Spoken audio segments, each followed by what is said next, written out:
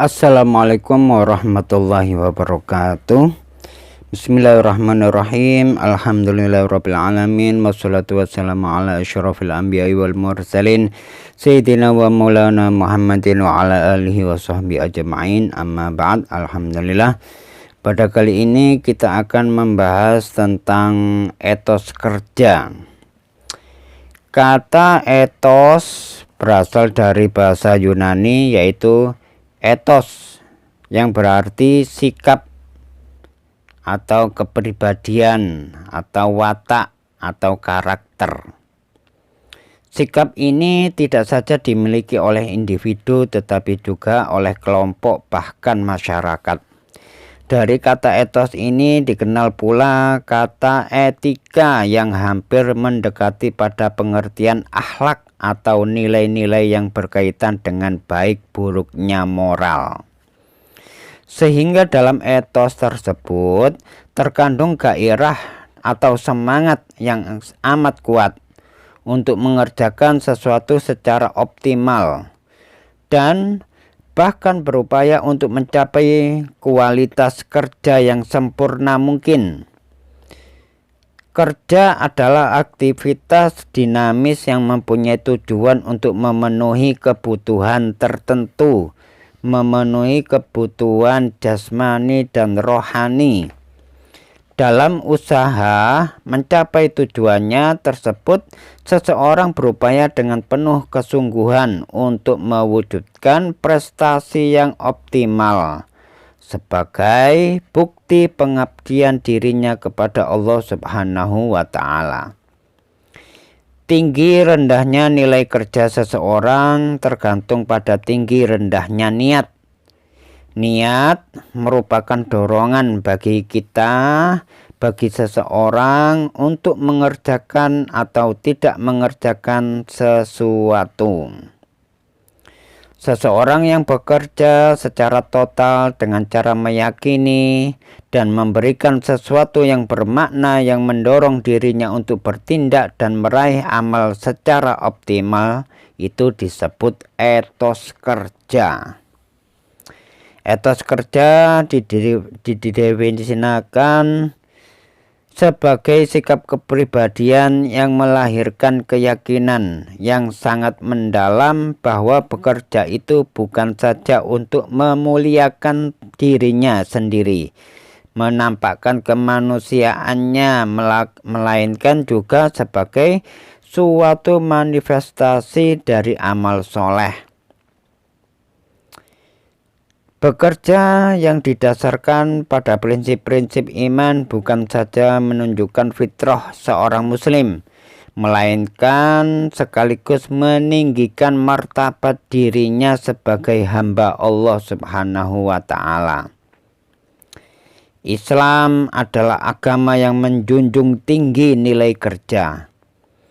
Sebagaimana agama yang menekankan arti penting amal dan kerja, Islam mengajarkan bahwa kerja itu harus dilaksanakan dengan sebaik-baik mungkin sesuai dengan prinsip-prinsipnya. Karena setiap pekerjaan yang dipandang oleh Allah Subhanahu wa Ta'ala sebagai amal yang akan dimintai pertanggungjawaban. Di antara ayat yang menjelaskan tentang kerja adalah surat At-Taubah ayat 105 dan surat Az-Zumar ayat yang ke-39. Yang pertama surat At-Taubah, A'udzubillahi minasyaitonirrajim. Wa qul i'malu fasayarallahu 'amalakum wa rasuluhu wal mu'minuna wa saturadduna ila 'alimil ghaibi wasyahadati fayunabbi'ukum bima kuntum ta'malun. Yang artinya, dan katakanlah, bekerjalah kamu, maka Allah akan melihat pekerjaanmu.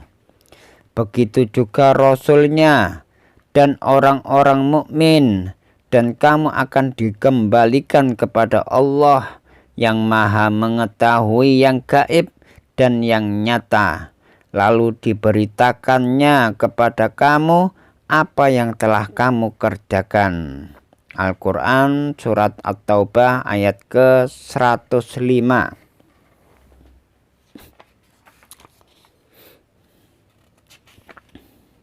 Kemudian di surat Az-Zumar ayat yang ke-39, A'udzubillahi minasyaitonirrajim. Qul ya qaumi a'malu ala makanatikum inni amil fasawfa ta'lamun. Yang artinya, katakanlah hai Muhammad, wahai kaumku, berbuatlah menurut kedudukanmu, aku pun berbuat demikian, kelak kamu akan mengetahui. Al-Quran surat Az-Zumar ayat ke-39. Isi kandungan surat At-Taubah ayat yang ke-105 dan Az-Zumar ayat ke-39. Kandungan isi dari ayat-ayat tersebut menjelaskan tentang konsep kerja dalam Islam. Antara lain, yang pertama, kemuliaan seorang manusia bergantung kepada apa yang dikerjakannya. Yang kedua, pekerjaan yang mendekatkan seseorang kepada Allah Subhanahu wa Ta'ala adalah sangat penting serta patut untuk diberi perhatian. Pekerjaan yang demikian selain memperoleh keberkahan serta kesenangan dunia, juga ada yang lebih penting, yaitu merupakan jalan dalam menentukan tahap kehidupan seseorang di akhirat. Apakah masuk golongan ahli surga atau neraka? Nah, ini tergantung dia bekerjanya tadi itu dengan cara yang salah apa dengan cara yang benar. Yang benar maksudnya sesuai dengan syariat, dengan adil, dengan jujur, dengan amanah. Kalau dia bekerjanya dengan cara yang salah seperti curang, mengurangi timbangan, mencuri, merampok, apalagi korupsi, ya. Nah, itu dengan cara yang salah, nantinya di kehidupan akhirat akan dimintai pertanggungjawaban. Kemudian yang ketiga, istilah kerja dalam Islam bukanlah semata-mata merujuk kepada mencari rezeki untuk menghidupi diri dan keluarga, tetapi mencakup segala bentuk pekerjaan yang mempunyai unsur kebaikan dan keberkahan bagi diri, bagi keluarga, bagi masyarakat sekitar, bagi bangsa, dan bagi negara. Isi kandungan yang keempat, setiap amal yang dilakukan manusia akan ditampakkan oleh Allah pada hari kiamat kelak nanti. Jadi dari 4 kandungan dari surat At-Taubah dan surat Az-Zumar, setiap amal yang dilakukan manusia itu akan ditampakkan oleh Allah pada hari kiamat nanti. Mulai dari zamannya Nabi Adam sampai zaman umatnya Nabi Muhammad yang terakhir, itu semuanya akan ditampakkan amalnya satu persatu, ya, satu persatu amalnya akan ditampakkan dan diperlihatkan dan disaksikan oleh semua makhluk Allah, termasuk manusia, jin, malaikat, semuanya menyaksikan amal perbuatan kita. Kalau amal perbuatan kita baik, maka kita nanti bisa bangga. Kalau amal kita jelek, maka nanti kita akan pasti menyesal. Dan penyesalan ini akan terus menerus hingga nanti dia akan dimasukkan ke dalam nerakanya Allah. Na'udzubillahi min dzalik. Karena setelah kehidupan ada di dunia, setelah kita wafat, mati di atas dunia ini, maka kita akan menuju kehidupan yang kekal. Mudah-mudahan kehidupan yang akan datang, kehidupan di akhirat nanti, yaitu yang abadi, kehidupan yang kekal, kita mendapatkan rahmat dari Allah dan juga mendapatkan ampunan dari dosa-dosa kita berkat rahmat Allah dan berkat Nabi kita Muhammad SAW. Kemudian ada hadis tentang etos kerja yang berbunyi anil Miqdami radhiyallahu an Rasulillah sallallahu alaihi wasallam qala ma akala ahadun ta'aman qad khairan min ayyakula min amaliyatihi wa inna nabiyallahi Dawud alaihi salam kana yakulu min amaliyatihi, rawahul Bukhari. Yang artinya makdan dari Al-Miqdam radhiyallahu anhu dari Rasulullah sallallahu alaihi wasallam telah bersabda, tidak ada seorang yang memakan satu makanan pun yang lebih baik dari makanan hasil usahanya sendiri, dari hasil usaha tangannya sendiri. Dan sesungguhnya Nabi Allah Dawud alaihissalam itu memakan makanan dari hasil usahanya sendiri. Hadis riwayat Bukhari.